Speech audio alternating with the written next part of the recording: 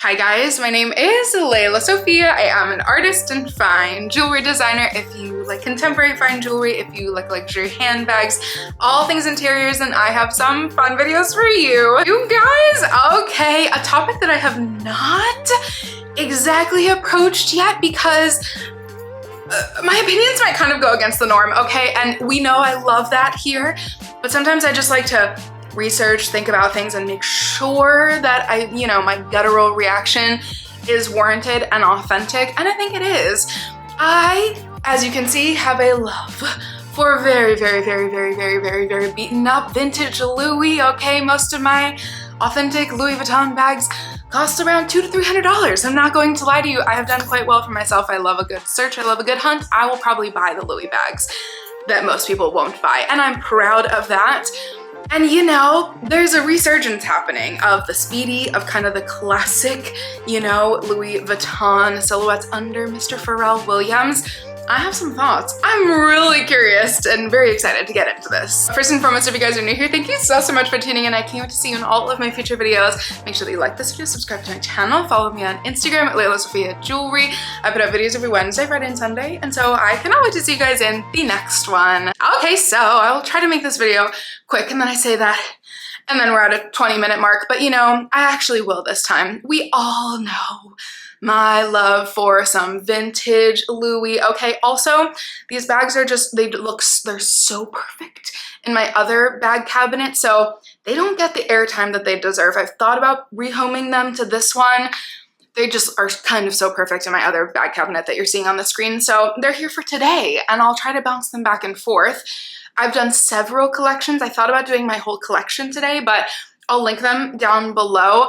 Last year, I think I got 3 new old vintage Louis bags. It's kind of really hard for me to resist. I've definitely also, I've been the catalyst for my brother and my mom to like reignite their love, or discover actually, their loves for Louis Vuitton because, someone like me, and what I've come to discover, I love this about our community. A lot of people in the community, my SPEEDY 25, I mean, my gosh. The Audrey Hepburn SPEEDY, my gosh, that was my first designer bag that I was ever incredibly kindly, generously gifted. And so, my goodness, like, hello, Inception, we went crazy from there, if you can't already tell. And then, Mr. Pharrell Williams said, we have some things to do. We have some work to do. And I have a point. I'm not sure if anybody said that, so please always hold me accountable. Either write the creator down below, or if you've said this down below, anything, write that down below because I could be wrong. But I think a lot of people, maybe I've even said this before because I thought this initially and then I wanted to kind of see how things developed to see if that was the case. But initially, to me, it was quite obvious what Louis Vuitton was trying to do because Chanel, who shall not be named, Chanel did quite a radical, price increase structure over the course of 3 to 4 years that was totally unwarranted. Their quality went down and their prices not only went up, but went up 100-fold, 1,000-fold. I don't know the actual numbers, guys. I'm a, artist brain, not math brain, so don't quote me on that, but you get the point. They went up a ridiculous amount. I don't need to make, be a part of one of the 800 videos on that subject. But Louis Vuitton said, all right, we have no comps. If you think about it, we have no comps. The canvas bags that you know and love, we are going to start making them in leather. And you can't question the price because it's new. It's a totally new thing. Meaning the leather, apparently, allegedly, I have not seen one or felt one yet because apparently they're very, I wonder if like a display one I just wouldn't want to be that annoying person who's like, hi, can I just touch a Louis Vuitton SPEEDY please in leather? Go into the like Madison Avenue store. Maybe I should do that. Anyways, I wasn't self-conscious of that, but literally they said, we're gonna make this allegedly, the softest, most buttery leather. I'm a collector and lover of the rose, so I would like to get my beady little hands on those and, do a little compare and contrast because we know how much I stand behind the rose leather. So I'm very curious to see. They said, we're gonna up the quality. We're gonna make this the most gorgeous, buttery leather in the entire universe. And you know, you won't have any comparison of a Chanel bag used to cost $4,000 and now it costs $11,000. You have nothing, so you have no grounds, okay? I don't know courtroom terms, but that sounds it sounds correct in some weird way.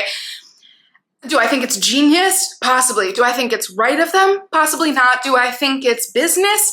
I do. I honestly think it is kind of a genius business move. I honestly do, and I always say, as someone who has a one-person, very, very, very tiny micro business, as I just learned the term, I can't imagine the scale. I always say this because it's really true. I never claim to be some business expert, but from the business that I do know and do, that is quite literally genius in my mind, because Hermes has always had that cornered, you know? Hermes has always had that. I'm joking. Sorry, that was a weird, funny way to say it. Hermes has always had that side of the game cornered, the 10,000 and up mark of the this is warranted. They're, you know, now they're not handmade by the same person. They're handmade in more of like a assembly line, you know, little situation, which I still think is amazing. They're still handmade. They're still made with the epitome, most beautiful, incredible leather of all time. You know, that's been theirs. And as other brands have tried to compete with that, we have seen, you know, marketing strategies. We've seen some very interesting, somewhat questionable, somewhat kind of just flopped, to put it nicely, some things that didn't really work. We've seen some tries. We've seen some ways, possibly unconventionally, of how brands say, oh my God, now we want to make a $10,000 bag, but how do we do that? I think that the Louis Vuitton way, even though I might personally not want one because I'm happy with my vintage beaten up Louis collection, that's just me being really honest, I get it. I honestly do think it's kind of genius because you're bringing in, like, a celebrity is not even the word. Pharrell Williams is a cultural icon, especially coming from me as a, you know, originally being a musician. You kind of can't ever hate on Pharrell Williams. One of the most authentic people, I think, to ever have touched any of the games, and he has a fashion resume, and it kind of doesn't matter. Like, I'm one of those that, like, I didn't really care that he wasn't, like, you know, a Parsons graduate. Like, I think that's okay when it comes to creative directors too. I think all brands should do that. No, maybe I should be more specific. I think that was okay when it came to Louis Vuitton, because Louis Vuitton is a culture icon in itself. Let's just be honest here. Louis Vuitton is cool and all, and they, you know, have a very long history, and let's honor the history. Yes, bow down, yada, yada, yada. But they've really, I think they've always really strived to position themselves, and I think done so quite well. I can't say that sentence, sorry. I think that they've done quite a good job at being a cultural brand. Like, it's, yes, the design house, there's so much, you know, history. Yes, I do fantasize about the Louis Vuitton trunk that's in my parents', you know, attic that I really would like to claim one day. We'll see what my siblings say about that, but I really would love that. I love the brand history, but in the last 20 years, you know, the Louis Vuitton Don Kanye West, Louis Vuitton and hip hop has really gone hand in hand, so I really respected the Pharrell choice. Did I care that much? But it's not for me. Like, I think it's really culturally significant, and I think it was quite important to continue with that line, that legacy of just having these absolute iconic Black designers at the helm of a very, you know, long-standing history French brand. I think that that's iconic, so there you go. Can't knock it. Here's why I have questions, is I would love to know your thoughts. Because the prices, I never bust out my phone, which is not like a bad thing. I need to do that more, but let's just go down some of the prices, shall we? Okay, so we are now starting people at $9,300 for a Louis Vuitton leather, how do you say that? Bandolier. At the 25 size is $9,300. Okay.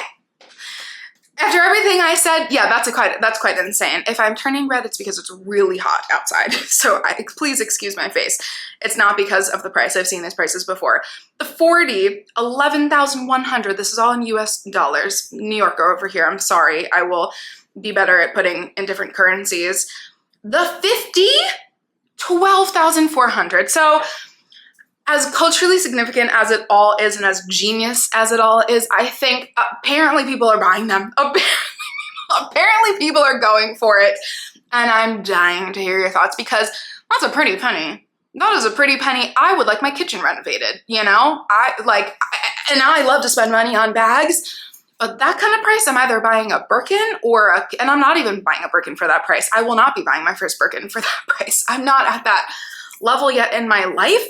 One day I would love to be, you know, if I get offered a lizard Kelly pochette, please, you know, God willing, I will have that set aside for that moment when the Hermes fairy calls me. But I'd like my bathroom to be renovated before I get a $12,000 Louis Vuitton bag. So that's just a personal thing for me. However, if you got it like that, and apparently that leather is the smoothest, most buttery, most amazing leather, then go for it.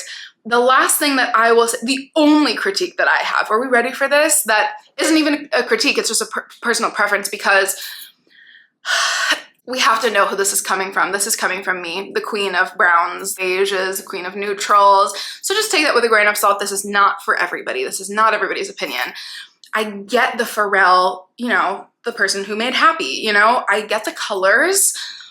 Why are they so basic? Sorry, I have to say that. Why are the colors? I get it because it's Pharrell. I would like 10 colors. I would like an Elia Latecal range, please, whenever that's actually coming out. I would like, if they were all to be bright colors, that's amazing. That's fine. Why was it the primary colors first? And they were not primary colors because I think one of them was green, right? So anyways, why was it the primary colors first?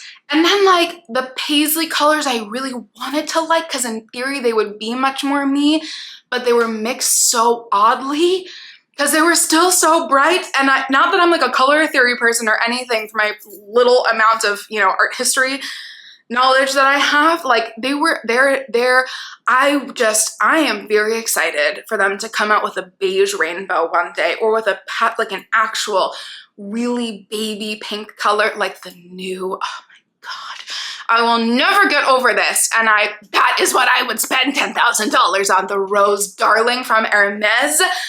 Moon and I just had an attack. I freaked out, and I've been freaking out since I announced it. It is the most gorgeous color I've ever seen in my entire life. Yeah, let me not even joke this on camera, but essentially, you know, if I were to ever need a gender reveal bag, or like a bag, you know, I would gladly take that. This is the most beautiful color I've ever seen. Hermes does color so well. I'm really sorry to compare because this video was supposed to be all positive, but the way that Hermes does bright colors, oh my God, amazing. I just wish they had somebody that, like, you know, like we need an ex-team member from Loewe to come in and say, I got you. You know, someone from Bottega maybe, someone from Loewe to be like, let's do a deep dive in Pantone and figure out the really cool, but still bright, still authentic colors. That's the only critique I have. I'm sure you guys have many, many more, because again, like the positive penny over here, I think it's halfway cool. I think it's halfway cool. Am I gonna be buying one? Absolutely not. Do I understand the marketing strategy? Absolutely. Do I want there to be better colors one day? Yes, indeed. And also, just put them over to the women's side. Just make it gender neutral. That would be the most Pharrell thing. There you go. Ending on that note, okay? Pharrell, if you need me, I'm here. Okay, anyways, I love you guys so much. I can't wait to see you in my next one. Thank you guys so much for watching, as always. Bye, guys.